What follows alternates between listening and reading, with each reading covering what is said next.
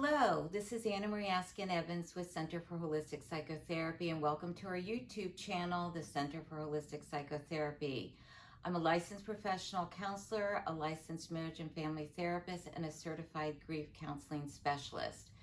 As the month of May comes to an end, so does Mental Health Awareness Month, and this is our final episode. However, I do believe that mental health awareness should continue on every single day. So we've worked through what emotional pain is, what the signs and signals are. We looked at what emotional healing is, what are the key elements, and what are the benefits, and how to work through those 5 stages.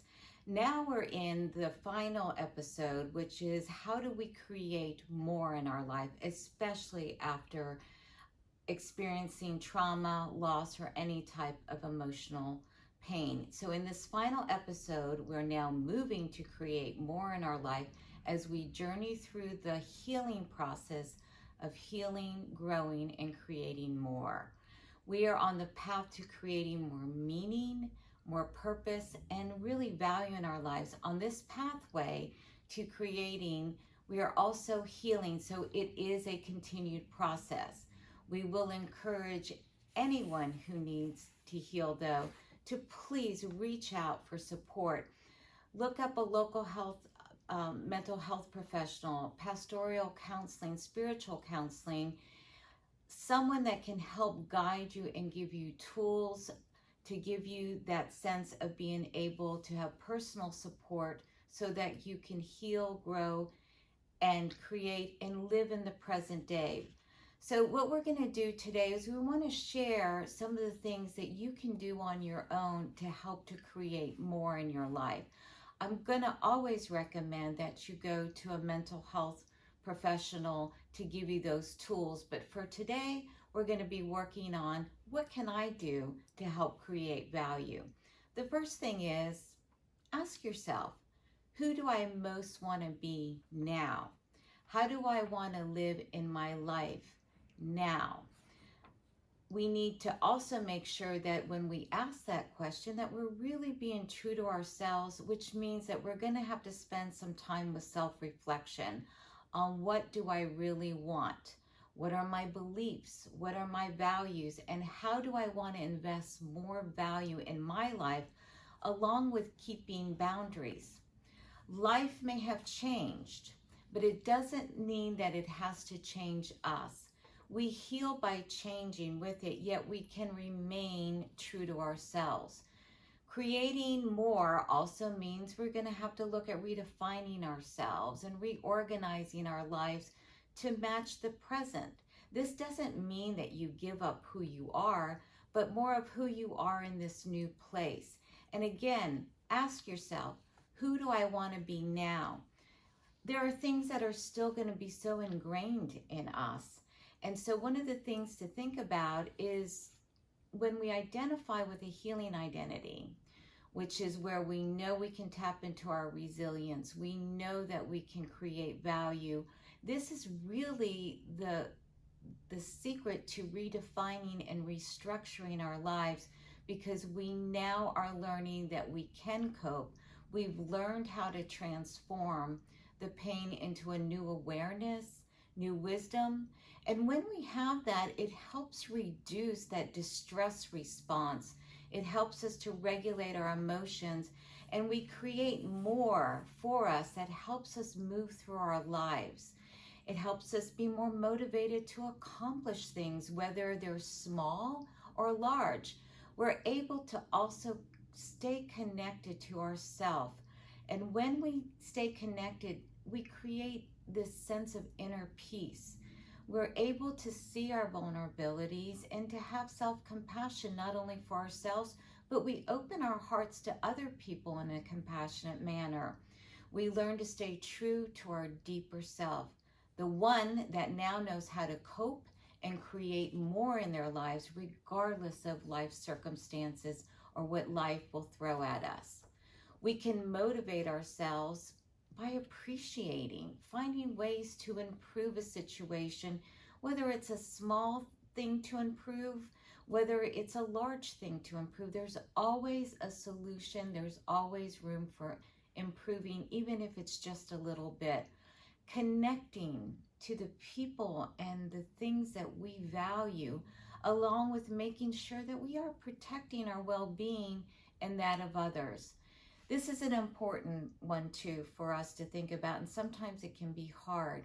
We want to love again and be loved. We are loving social beings, and part of our nature requires, yes, that we have time of solitude, that we have time for autonomy, but we are social beings and we thrive on being relational. We are wired to be loving, compassionate, and creating space in our lives for healthy, loving relationships. When we do this, it brings us a sense of well-being, fulfillment, and happiness. We actually feel happier, warmer, and just all around better inside. There's studies that show that we live longer because we're experiencing more meaning. And when we love, we are also able to be loved as well, which is an important aspect of our value. The problem is that when we shut that part of us off, we disconnect from our innate drive to create more in our lives. So we must see that we're not in this alone. We need to connect with others. We need to become more enriched by the connection and the experiences that we have with others, the knowledge that we gain, the perspective and the beliefs that we gain from just being in relation with other people, whether it's a romantic relationship, a friendship, even deeper family bonding. When we relate to others, we find common ground, which gives us a chance to be open to others, but also share. And this actually continues to create value in our lives. Another thing we have to think of is what we believe. What the mind believes, it can achieve. So what this means is we need to be mindful of what our thoughts are, what our beliefs are. Our beliefs become our thoughts, which become our reality, and that's going to affect how we behave and what type of emotional response we're going to have. We truly need to understand this, and having this desire to heal is so important, because nothing causes us more emotional distress on a daily basis than the thoughts that we think. And so we want to be more mindful of this, and the meaning that we put on those thoughts is important too. So for every negative thought, try to come up with 5 positive ones. This is going to help override our tendency to go back into negative thinking. So what we want to think about is that there's always something that we can appreciate, whether it's our favorite song, a book, a friend, walking in nature, learning something new. There's always something to appreciate, and that can start to change a negative thought very quickly. Another important aspect that we can start to work on ourselves is that we have to make peace with the past. There's a saying that says the past is a place of reference, not a residence. So we can have, and we will have, involuntary responses of the past, whether it's a flashback, a trigger, it could be a disturbing dream, but we can also find ways to let that pain of the past fit its proper place, because once we understand that we have a natural capacity to move through memories, especially painful memories, because they actually evolved to keep us safe in the present moment. We've learned from the past. Think of the first time you burnt your hand on a hot stove, or you understood that smoking or other unhealthy vices can cause issues with our health and our bodies. Or maybe we've learned to be more discerning about the company we keep and who we choose to be in our lives. Or we've learned how to be resilient and stronger from those past painful memories. So we have an innate drive, I know I keep saying that, but it's so true, to overcome, and in time we heal. The problem is when we disrupt this natural healing process by focusing on the damage, the unfairness, the sadness, we stay in that blaming state, which really, it renders us powerless to heal and it keeps us in a victim mentality. So staying in that state actually is what leads to depression, anxiety, it could be addictions, obsessions. It can build resentment and anger because it's shutting us off. I'm going to say that again. It's shutting us off from our ability to grow. It disconnects us from our ability to love or be relational. By doing this, it keeps us more connected to painful memories because it's cutting us off from our desire and our ability to heal, to grow, and create more for ourselves. Another thing we have to look at is worry and anxiety, because that often keeps us from healing. And this is where therapy, talk therapy, can be so beneficial, because you learn tools, how to cope, on how to overcome worry and kind of turn down that alarm that may be blaring in our head of just worry, anxious thoughts. This is where cognitive behavioral therapy, dialectical behavioral theory approaches, and other mental health theories and approaches can be so beneficial.